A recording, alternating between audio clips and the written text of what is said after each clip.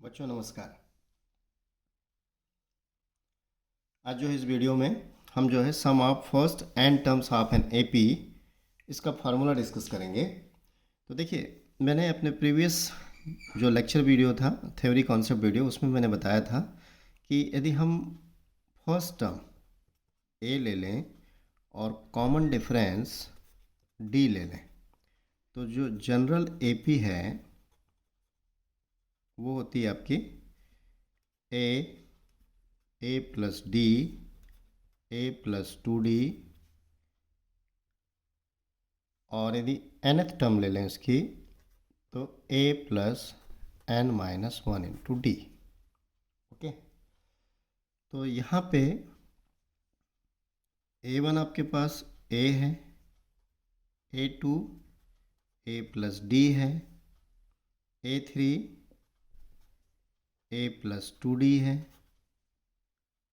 और इसी तरह से आगे बढ़ते जाएंगे तो लास्ट में जो nth टर्म है इसको हम l सपोज कर लेते हैं और वो वैल्यू हमारे पास a plus N minus one into d. अब इसको जो है हम फिर से लिखते हैं जनरल एपी को। सो क्या आ जाएगा ये a plus d, a plus two D, हमने nth टर्म को l ले लिया है। तो मैंने बताया है पहले भी कि जब हम लास्ट से एपी को कंसीडर करते हैं तो जो स्टार्टिंग में कॉमन डिफरेंस प्लस होता है वो लास्ट से माइनस होते चलता है। तो ये l माइनस डी हो जाएगा, next l minus two D हो जाएगा। ओके, इस तरह से मतलब ये एपी हमारे पास है। अब इसका सम निकालना है क्योंकि ये n टर्म्स हैं यहाँ पे टोटल। If sum up to first n terms is Sn, तो obviously Sn is equal to क्या होगा, a1 plus a2 plus a3 dash dash dash, last में आपका an होगा, उसके प्रीवियस में an माइनस वन होगा, उसके प्रीवियस में an माइनस टू होगा। इस तरह से चलेगा ये। ओके, इनकी वैल्यूज़ को रख दें जो हमने यहाँ पे भी सपोज की हुई है। तो क्या आ जाएगा ये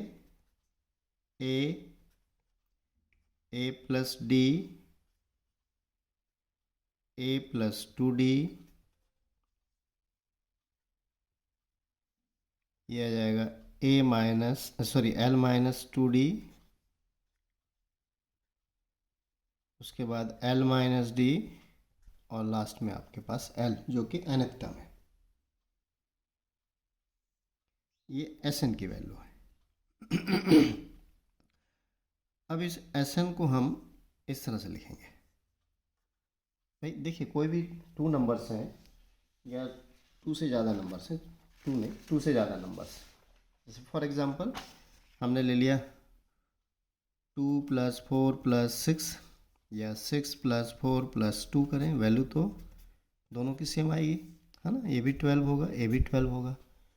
ऑर्डर चेंज करने से एडिशन में कोई चेंज नहीं आता है। तो इसी कॉन्सेप्ट को ध्यान में रखते हुए यहाँ काम कर रहे हैं। तो ये आ जाएगा एल माइनस डी, ये हो जाएगा एल माइनस टू डी, यहाँ पे आ जाएगा आपके पास ए प्लस टू डी, यहाँ पे आएगा ए प्लस डी, और लास्ट में होगा ए।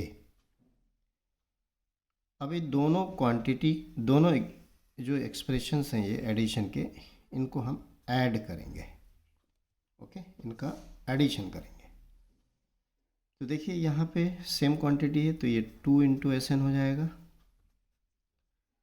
इन दोनों में a प्लस एल आ गया। अब इन दोनों का एडिशन करते हैं तो d से d कैंसिल हो जाएगा, ये a प्लस एल ही होगा। सिमिलरली यहाँ पे भी 2d कैंसिल हो जाएगा तो ये भी a प्लस एल होगा।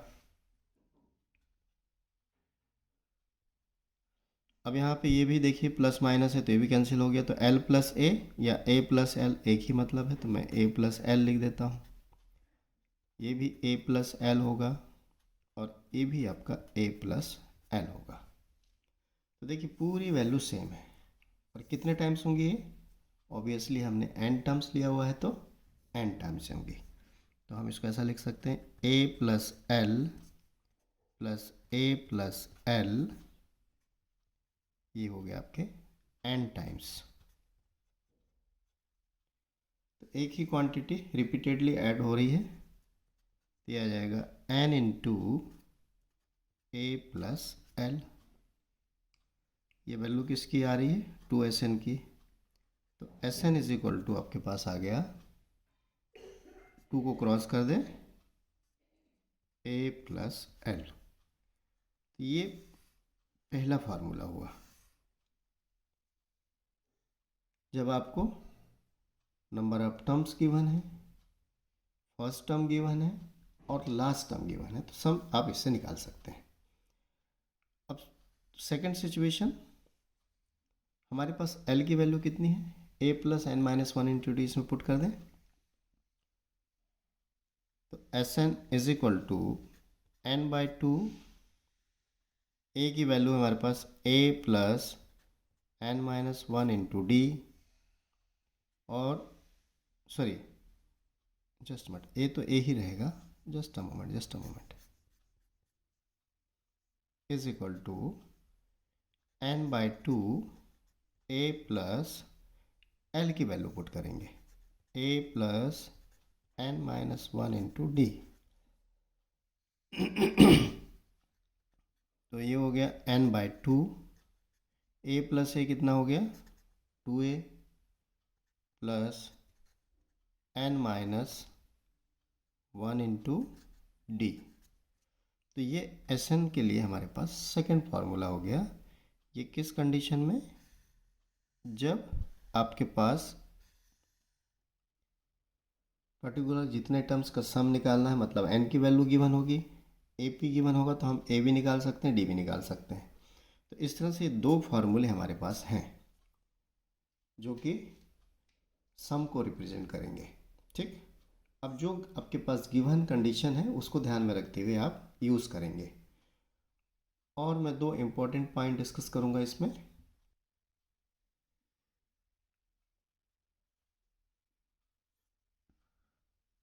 नंबर 1 कि nth term of any AP is always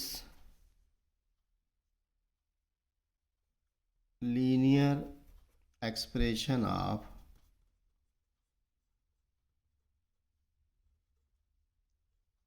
n होगा। अब देखिए इसका वेरिफिकेशन, हमने देखा था an का फार्मूला क्या है? a plus N minus one into d. Okay, तो a प्लस इसको डिस्ट्रीब्यूट कर लें तो d into n minus d, a और d को एक साथ ले लें तो a minus d plus d into n. हम मान के चलते हैं कि a और d हमको गिवन है, तो ये सब रियल नंबर्स हैं, ये d इंटू एन है, ध्यान रखिएगा।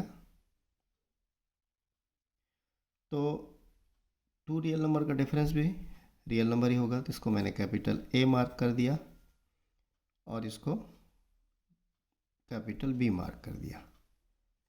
ठीक है ना? तो इस तरह से आप देख रहे हैं कि ये जो एक्सप्रेशन आया आपके पास, ये एक लीनियर एक्सप्रेशन हुआ। हम n के टर्म्स में मान के चल रहे हैं, n को वेरिएबल ले रहे हैं, बाकी सबको कांस्टेंट गिवन है मान के चल रहे हैं। और इसमें खास बात जो b लिया है हमने वो एक्चुअली क्या है? d है, तो ये बात ध्यान रखेंगे। And coefficient of n is common difference of that particular AP, जो भी AP होगी उस टाइम पे। जैसे फॉर एग्जांपल कि आपके पास एक सीक्वेंस है, उसका nth टर्म दिया हुआ है 3 माइनस 4n। ओके,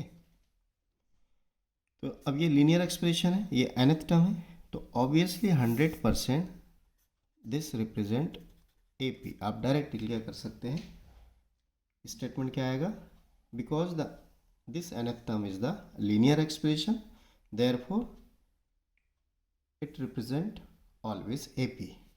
एंड इसके कॉमन डिफरेंस की बात करेंगे तो n का कोफिशिएंट क्या है देख लीजिए, -4, मतलब d की वैल्यू यहाँ पे क्या आ जाएगी, -4। अब आपको A1 A2 A3 निकालना है तो निकाल सकते हैं। A1 निकालना है तो n की वैल्यू 1 रख दीजिए, 3 माइनस 4 इंटू 1 तो आ जाएगा 3 minus 4 is equal to -1। Similarly आगे और बढ़ सकते हैं, आपको जैसे A2 फाइंड आउट करना है तो 3 माइनस 4 इंटू 2, तो 3 माइनस 4 2 ज़ा 8, तो ये आ गया -5 लाइक दिस। आप चाहें तो डिफरेंस चेक कर सकते हैं, -4 ही आएगा। तो ये था इसके nth टर्म से लेकर डिक्लेरेशन। अब जो सेकंड पॉइंट है वो सम को लेकर है। ओके, नंबर 2, सम ऑफ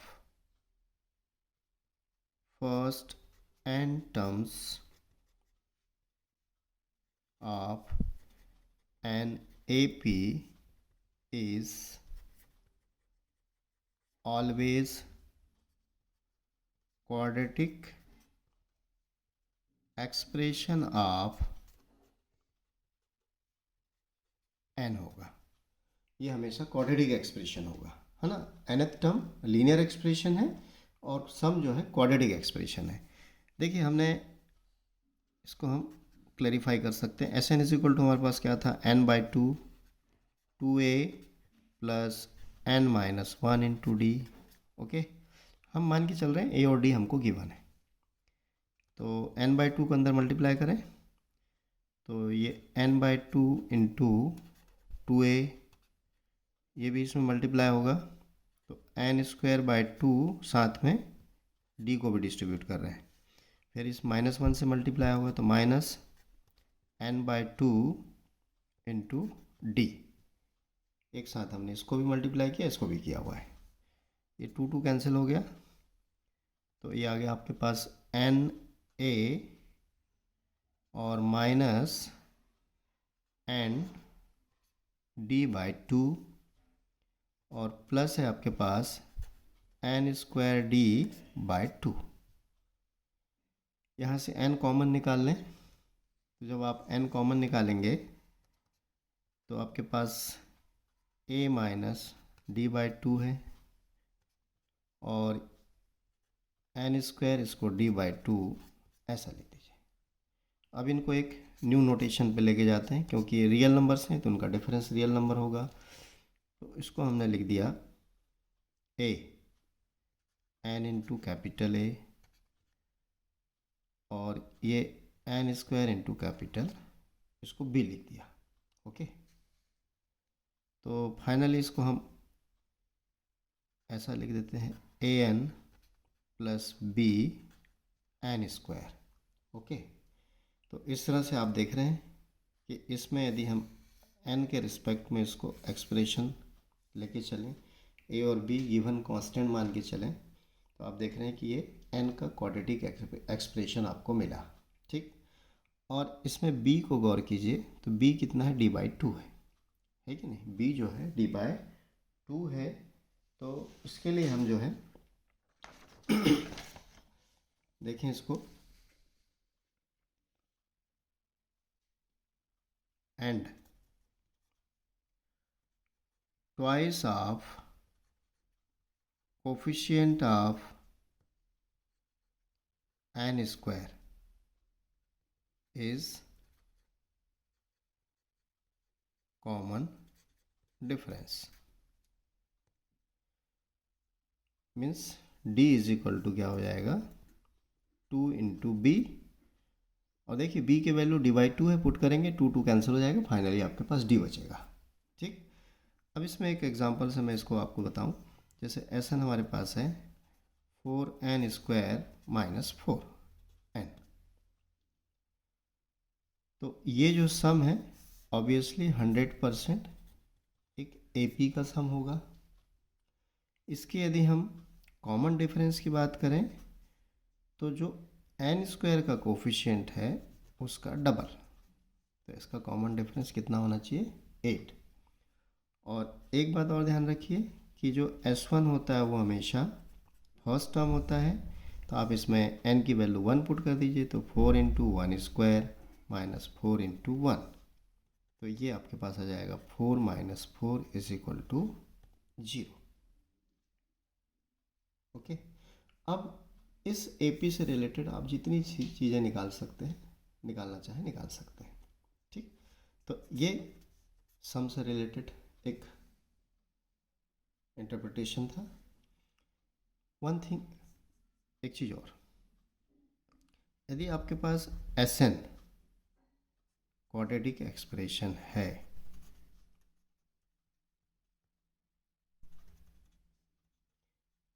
तो nth टर्म को फाइंड आउट करने का एक और तरीका है। देखिए, इसको मैं फिर से लिख रहा हूँ, Sn is equal to A1 plus A2 plus dash dash dash An ले लिया, तो उसके पहले क्या आएगा? An minus 1। अब मैंने अप टू n माइनस 1 तक सम ले लिया, यह आ जाएगा A1 plus A2 plus dash dash plus An minus 1, n minus 1 term तक ही हम सम निकाल रहे हैं। इनको सब्ट्रैक्ट करिए तो ऑब्वियसली यहाँ पूरे साइन चेंज हो जाएंगे, तो आप देखें ये पूरी टर्म्स आपकी कैंसिल हो जाएंगी। बचा क्या आपके पास? Sn माइनस Sn माइनस 1, और इधर पे बच गया आपके पास An। तो इस तरह से जो है An को फाइंड आउट करने के लिए हमारे पास जो फार्मूला मिल रहा है, एक Sn माइनस Sn माइनस 1। अभी जो मैंने एग्जांपल चूज़ किया था, इसी एग्जांपल के लिए यदि हमको nth टर्म निकालना है कि नहीं, Sn आपके पास है 4n square plus 4n। Okay, अब Sn माइनस 1 कैसे निकलेगा? तो n को n माइनस 1 से रिप्लेस करेंगे, 4 into n minus 1 square plus 4 into n minus 1। इसको एक्सपांड कर लें तो n square minus 2n plus 1, इसको मल्टीप्लाई कर दें 4n माइनस 4, फिर इसको भी डिस्ट्रीब्यूट कर लें तो 4n स्क्वायर, 4 टू ज़ा 8n प्लस 4 वन ज़ा 4 plus 4n minus 4। Like terms arrange कर दें, ये 4 4 तो कैंसिल हो गया आपके पास, तो ये आ जाएगा हमारे पास 4n स्क्वायर और ये माइनस 4n आ गया। अब हमने देखा था अभी an का फार्मूला क्या था? an is equal to Sn minus Sn minus 1। इनकी वैल्यूज़ को रख दें, इसकी वैल्यू है 4n square plus 4n minus इसकी वैल्यू कितनी है? 4n स्क्वायर, माइनस साइन है तो प्लस 4n हो जाएगा, ये कैंसिल आउट हो गया, तो आपके पास कितना आ गया? 8n। तो ये nth टर्म निकल आई।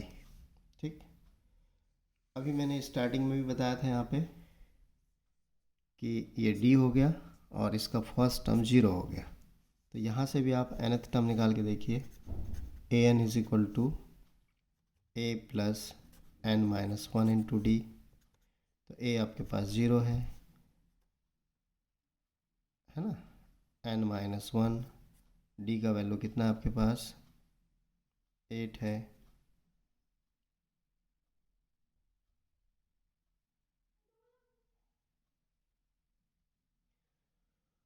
ओके ओके, ये यहाँ पे मैंने माइनस लिया हुआ है और इधर मैंने प्लस ले लिया है, तो डिफरेंस तो आएगा, है कि नहीं? चलिए कोई बात नहीं, तो इसको हम यहीं पे देखते हैं, है कि नहीं? ये एक तरीका हुआ। दूसरा अल्टरनेट क्या हो सकता है? इसमें डी क्या होगा, जो भी एन स्क्वायर का कोफिशिएंट है उसका ट्वाइस कर दें, तो 2 इंटू 4, 4 टू जा 8 आ गया। और ए क्या हो जाएगा, S1 होगा, तो यहाँ पे 1 पुट कर दें, तो 4 इंटू 1 स्क्वायर माइनस 4 इंटू 1, तो ये आ गया आपके पास 4 माइनस नहीं प्लस आएगा, प्लस 4 इज इक्वल टू 8। अब इसका nth टर्म निकालें, तो a plus n minus 1 into D, A आपके पास 8 है, n माइनस 1, डी का वैल्यू कितना आया आपके पास 8, इसको मल्टीप्लाई करेंगे, 8 प्लस 8n माइनस 8, ये कैंसिल आउट हो गया, तो ये आ गया 8n। देखिए यहाँ पे भी वैल्यू वही आई और यहाँ पे भी वही आई। तो ये आपके पास अल्टरनेट वेज हो सकते हैं, इसलिए मैंने इसको बता दिया। तो ओके डियर फ्रेंड चिल्ड्रंस, आज इस वीडियो में इतना ही। इस थ्योरी को देखिए, समझिए, ज़रूर आपको समझ में आएगी। All the best.